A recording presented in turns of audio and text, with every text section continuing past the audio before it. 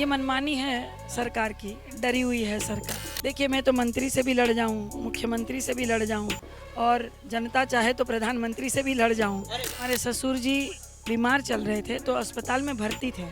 हम उस डॉक्टर को ढूंढ रहे हैं भैया, जो हमारे ससुर को गलत इंजेक्शन देकर दिमाग खराब कर दिया है। यानी आपको लगता है कैबिनेट मंत्री संजय निषाद का दिमाग खराब है?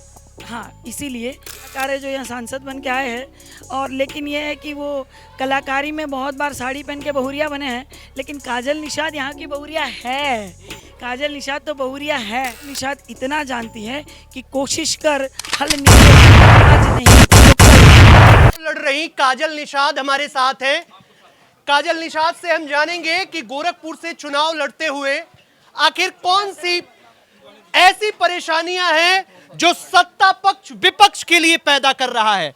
आज अखिलेश यादव आए थे, अखिलेश यादव ने आपके लिए कैंपेनिंग भी किया, कल आए थे, कैंपेनिंग भी किया, लेकिन उसके बावजूद कहीं ना कहीं मीडिया के परसेप्शन में काजल निषाद को लड़ाई में दूसरे नंबर पर दिखाना क्या जाहिर करता है?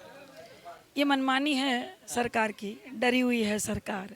उन्हें अच्छी तरह से पता है कि एक हवा चल पड़ी है और काजल निषाद प्रत्याशी नहीं है। वो अच्छी तरह से उन्हें पता है कि गोरखपुर की जनता ही लड़ रही है। जनता कह रही है सरकार को कि सिंहासन खाली करो, कि जनता आती है। ये डर है उनके अंदर। वो मीडिया कुछ भी कहे, गोदी मीडिया कुछ भी कहे, आप जैसे पत्रकार हैं हमारे, जो ज़मीनी हकीकत दिखाते हैं, आप क्या बोलते वो मायने रखता है, जनता क्या बोलती है वो मायने रखता है। वो कुछ भी करे, उनकी करनी और उनकी कथनी में ज़मीन आसमान का फ़र्क है, पूरी जनता जानती है। आप जानती हैं कि लगातार गोरखपुर पर भारतीय जनता पार्टी का एक छत्र राज रहा है, कब्जा रहा है, यहाँ मुख्यमंत्री का शहर है। उसके बावजूद काजल निषाद एक प्रकार से जिस तरीके से चुनौती दे रही हैं, अभी पिछले दिनों पिछले विधानसभा चुनाव में आपको पूर्व कैबिनेट मंत्री फतेह बहादुर सिंह से हार का सामना करना पड़ा, उसके बावजूद मैदान में आना, इस तरीके से मुख्यमंत्री के शहर में चुनौती देना कितना आसान रहा, कितना मुश्किल? देखिए, मैं तो मंत्री से भी लड़ जाऊं, मुख्यमंत्री से भी लड़ जाऊं और जनता चाहे तो प्रधानमंत्री से भी लड़ जाऊं, लेकिन से भी लड़ने की योजना है। बिल्कुल बिल्कुल, जब तक आप जनता के मुद्दे उठाते रहेंगे, जब तक आप दिखाएंगे कि क्या सच है क्या गलत है, आपको किसी से डरने की ज़रूरत ही नहीं है, किसी से डरने की आवश्यकता नहीं है। और हार जीत लगी रहती है। काजल निषाद इतना जानती है कि कोशिश कर हल निकलेगा, आज नहीं तो कल निकलेगा। तीन प्रमुख समस्याएं क्या हैं गोरखपुर में जो सबसे पहले काजल निषाद मेयर बनते ही सॉल्व करना चाहेंगे? सबसे प्रथम तो जल भराव गोरखपुर की मेन समस्या है कि जैसे ही जल भर जाता है तो व्यापारी भाई परेशान होते हैं, यातायात के साधन जो है वो सही से चल नहीं पाते, ट्रैफिक जाम की समस्या ज़्यादा होती है और घरों में पानी घुस जाता है। तो अब जब नालियों की साफ़ सफाई हुई नहीं है, पूरी नालियाँ बजबजा रही है, कूड़ा कचरा जगह जगह है, उसमें अगर जल भराव हो जाए तो वही नाली का पानी घर में आएगा।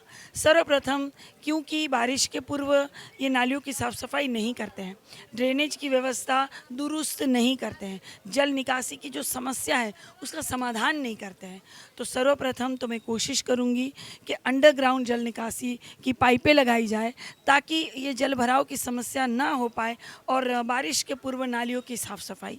दूसरी समस्या जो है वो है छुट्टे जानवर, मवेशी।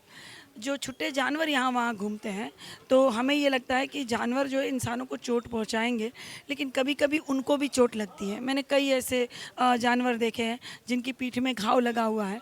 तो सरकार की तरफ से मैं चाहती हूँ कि एक ज़मीन उपलब्ध की जाए, या नगर निगम की ही बहुत सारी ज़मीनें हैं, वहाँ एक गौशाला बनाई जाए और ऐसे गौशालाएं तो पहले से भी बनी हुई हैं। हाँ, पैसे पहले से बनी हुई है, लेकिन वहाँ मृत्यु मिलती है। काजल निषाद उनको जीवन देने का काम करेगी तो वो वहाँ दुरुस्त रहेंगे, जनता सड़कों पर दुरुस्त रहेगी। तो मैं चाहती हूँ कि ये सामंजस्य बना रहे, काम हुए। अभी तीसरा सामंजस्य बना रहेगा।